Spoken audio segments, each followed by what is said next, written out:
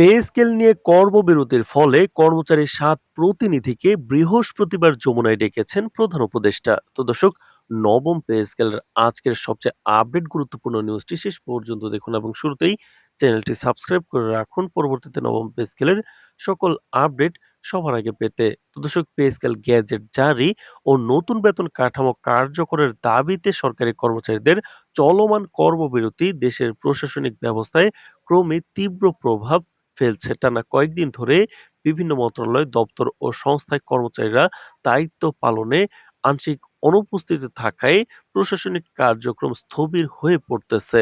File নিষ্পত্তি থমকে যাচ্ছে আগের থেকে।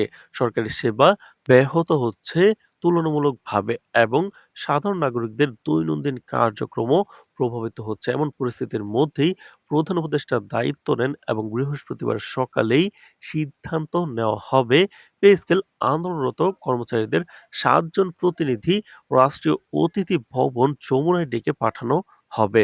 তো দর্শক, সরকারি সূত্রে জানা গেছে এই ৭ জন প্রতিনিধি কর্মচারী আন্দোলনের শীর্ষ নেতৃত্ব, যারা দীর্ঘদিন ধরে পে স্কেল বাস্তবায়নের দাবি তুলে আসছেন। তারা মূলত দাবি করছেন নির্বাচনের আগে নতুন পে স্কেল কার্যকর করা হোক।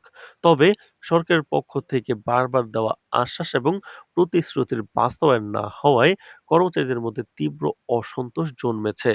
আন্দোলনের মধ্যে থাকা কর্মচারীরা মনে করছেন সরকারের এই দীর্ঘ দেরি আর সময়ক্ষেপণ তাদের অধিকার ও মর্যাদার সঙ্গে তামাশা করছে। এই প্রেক্ষাপটে কর্মচারীরা কঠোর কর্মসূচিতে যেতে বাধ্য হবেন।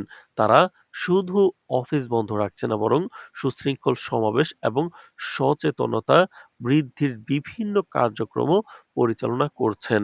কর্মচারী নেতাদের ভাষ্য, আন্দোলন কোনো হঠকারী পদক্ষেপ নয়, বরং দীর্ঘদিনের অবহেলা, প্রতিশ্রুতি ভঙ্গ ও উপেক্ষার প্রতিক্রিয়া।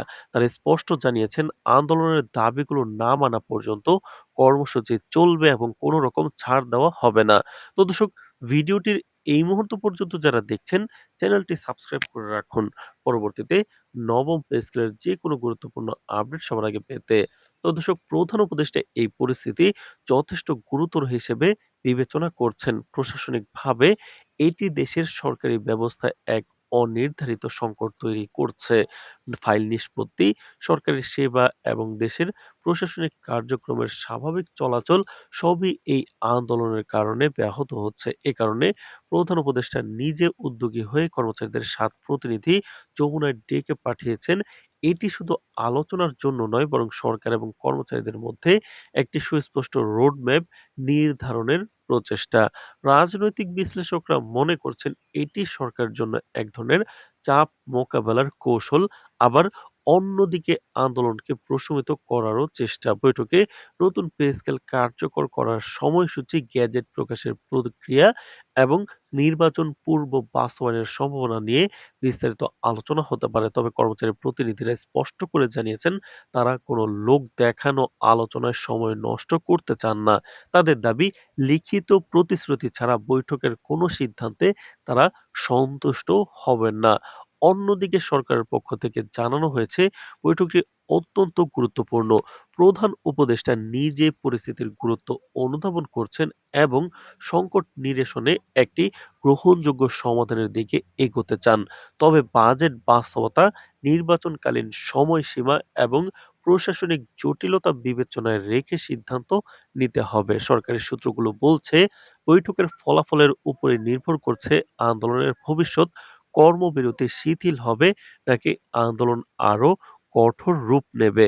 তো দর্শক, ভিডিওটির এই মুহূর্ত পর্যন্ত যারা দেখছেন, চ্যানেলটি সাবস্ক্রাইব করে রাখুন পরবর্তীতে নবম পে স্কেলের যে কোনো গুরুত্বপূর্ণ আপডেট সবার আগে পেতে। তো দর্শক, অপর একটি গুরুত্বপূর্ণ দিক হলো এই আন্দোলন শুধু অর্থনৈতিক নয়, বরং এটি কর্মচারীদের ন্যায্য অধিকার এবং মর্যাদার প্রতিফলন। দীর্ঘদিন ধরে বেতন কাঠামোর অনিয়ম, সময়মতো পে স্কেল প্রকাশ না হওয়া এবং নির্বাচনের আগে প্রতিশ্রুতির অমান্য, এসব মিলিয়ে কর্মচারীদের মধ্যে তীব্র ক্ষোভ জন্মিয়েছে। তো দর্শক, তাই যমুনায় ডাকা ৭ জন প্রতিনিধি শুধু বৈঠকে বসবেন না, তারা সরকারের সঙ্গে একটি সুস্পষ্ট চুক্তি এবং সময়সীমা নির্ধারণের চেষ্টা করবেন, যা কর্মচারী আন্দোলনের গুরুত্বপূর্ণ মাইলফলক হিসেবে ধরা হবে।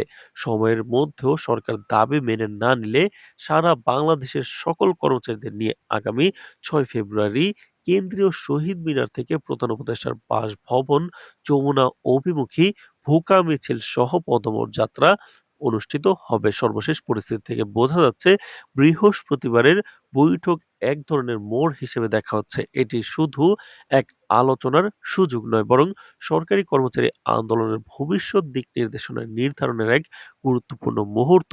বৈঠকের ফলাফল অনুযায়ী আগামী দিনে কর্মবিরতি শিথিল হবে কিনা, সরকারি প্রশাসনিক কার্যক্রম স্বাভাবিক হবে কিনা তা অনেকাংশেই নির্ধারিত হবে। তো দর্শক, ভিডিওটির এই মুহূর্ত পর্যন্ত যারা দেখছেন, চ্যানেলটি সাবস্ক্রাইব করে রাখুন পরবর্তীতে নবম পে স্কেলের সকল আপডেট সবার আগে পেতে। আজ এ পর্যন্তই। ধন্যবাদ।